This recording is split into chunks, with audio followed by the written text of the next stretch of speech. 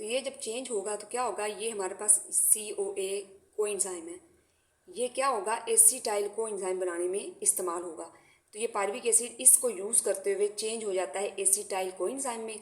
जब ये इसमें चेंज होता है तो क्या होता है, एक साथ में कार्बन डाइऑक्साइड रिलीज़ होती है और जो इसमें से एनर्जी निकल रही है वो एनर्जी इस NAD को हम यूज़ करके चेंज कर देंगे NADH में।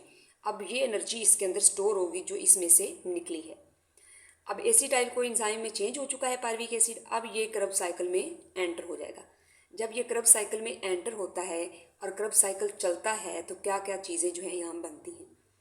एक तो कार्बन डाइऑक्साइड यहाँ पे रिलीज़ होगी कि ये जो एसिटाइल कोएंजाइम जो हमने यहाँ पे यूज़ हुआ था ये दोबारा अपने इस एंजाइम में चेंज हो जाएगा और इसमें चेंज होने के बाद जब चेंज होता है तो साथ में एक कार्बन डाइऑक्साइड रिलीज़ होती है और इसमें जो मौजूद एनर्जी होती है वो रिलीज़ होती है और उस एनर्जी को हम कहाँ कहाँ पे फिर स्टोर करते हैं या किस में चेंज होती है, 3NADH में कन्वर्ट हो जाएंगे यहाँ से निकलने वाली एनर्जी को इस्तेमाल करके। मतलब अब जो फूड से एनर्जी रिलीज़ हुई है उस एनर्जी को हमने स्टोर कर लिया। इसके अलावा इसमें ATP भी बनेंगे, यानी ये ATP कैसे बने, इस ADP के अंदर यहाँ से जो एनर्जी निकली थी वो इस ADP को कन्वर्ट कर देती है किसमें, ATP में। इसके अलावा ये FAD ये एक और कोएंजाइम होता है जिसके अंदर एनर्जी स्टोर हो सकती है, फ्लेविन एडेनिन डाई न्यूक्लियोटाइड। इसके अंदर भी जब हम एनर्जी को स्टोर करेंगे जो यहाँ से निकली है तो वो चेंज हो जाएगा FADH2 में। अब ये जहाँ एसिटाइल कोएंजाइम को जब ब्रेक डाउन कर रहे हैं तो जितनी इसमें एनर्जी रिलीज होती है वो कितनी चीज़ों में चेंज होती है, एक तो ATP बनाने में इस्तेमाल हुई, फिर ये 3NAD जो है इनको रिड्यूस कर दिया इसने 3NADH में, ये FAD जो है इसको रिड्यूस कर दिया किसमें, FADH2 में। अब हमारे पास एनर्जी कितनी सूरत में, ATP की फॉर्म में है, NADH की फॉर्म में है और किस फॉर्म में, FADH2 की फॉर्म में। अब ये जो क्रब साइकिल का प्रोसेस है ये सेल के किस हिस्से में हो रहा होता है, तो ये होता है माइटोकॉन्ड्रिया के अंदर। ये साइड में मैंने माइटोकॉन्ड्रिया का स्ट्रक्चर बना दिया है। तो ये सेल के माइटोकॉन्ड्रिया जो ऑर्गेनेली होती है, power house of a cell जिसको बोलते हैं, उसके मैट्रिक्स के अंदर ये हो रहा होता है। तो ये जो मैट्रिक्स होता है माइटोकॉन्ड्रिया का, ये वाला सारा हिस्सा जो है इसके अंदर जो क्रब साइकिल का प्रोसेस है वो होता है। अब हम इसमें ज़रा रीड कर लेते हैं क्या क्या चीज़ें बनी। कि वो कहते हैं व्हेन ऑक्सीजन इज़ अवेलेबल, यानी जब ऑक्सीजन फिर मिल जाती है तो molecule of pyruvic acid move from cytoplasm, क्योंकि ये जो प्रोसेस है साइटोप्लाज्म के अंदर हो रहा होता है तो पायरुविक एसिड साइटोप्लाज्म के अंदर ही मौजूद है। अब इस पायरुविक एसिड को हमने कहाँ ले जाना है, to the matrix of mitochondria. वो कौन सा है, ये वाला हिस्सा है, ये सेल के अंदर मौजूद होता है। साइटोप्लाज्म के अंदर जो सारी ऑर्गेनेलीज होती हैं उसमें ये माइटोकॉन्ड्रिया होती है, तो वहाँ से साइटोप्लाज्म से इस माइटोकॉन्ड्रिया के इस हिस्से में पायरुविक एसिड को हम लेके आते हैं।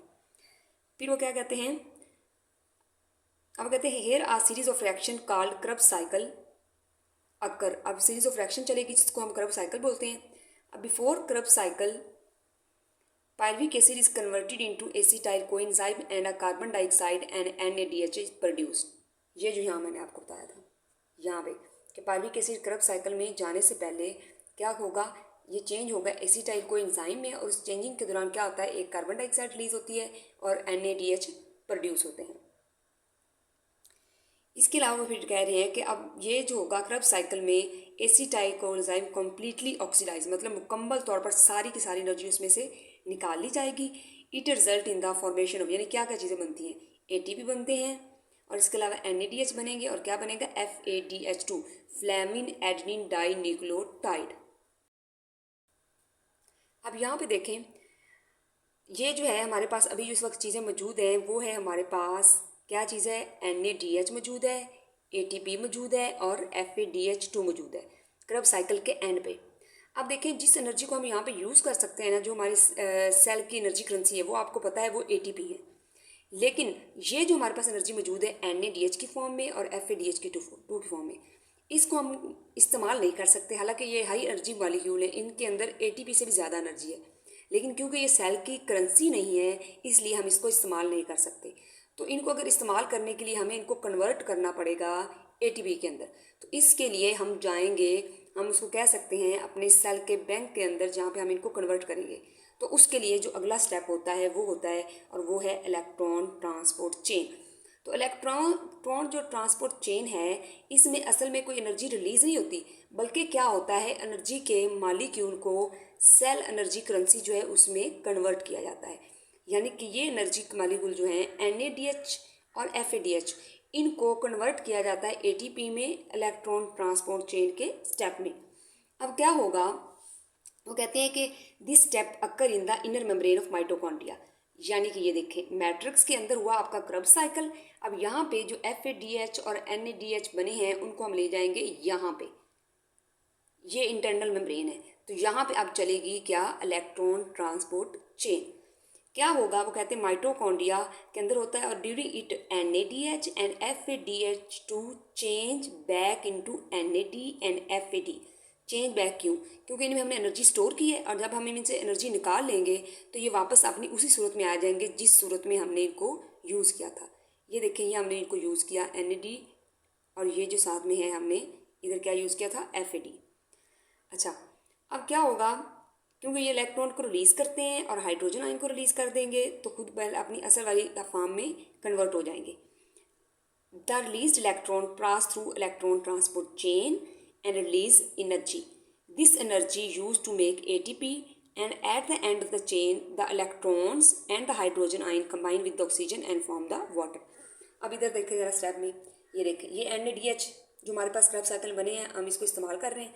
ये NADH कन्वर्ट हो जाएंगे NAD में और ये जो हाइड्रोजन है ये और इसके अलावा जो यहाँ से इलेक्ट्रॉन है वो इलेक्ट्रॉन ट्रांसपोर्ट चेन में गए और उन्होंने वहाँ पे क्या बनाया, ATP।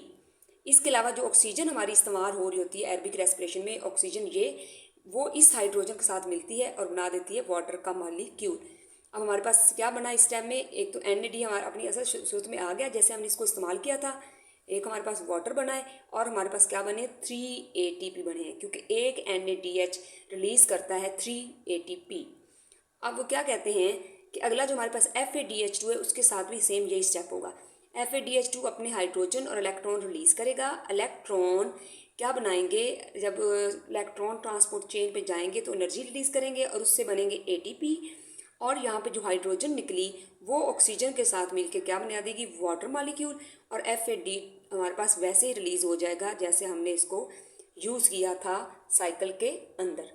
तो ये हमारे पास एंड पे सारी जो है यहाँ पे स्टेप कंप्लीट हो गए और हमारे पास सारी की सारी एनर्जी जो है ग्लूकोज मॉलिक्यूल में होती है वो रिलीज़ हो गई।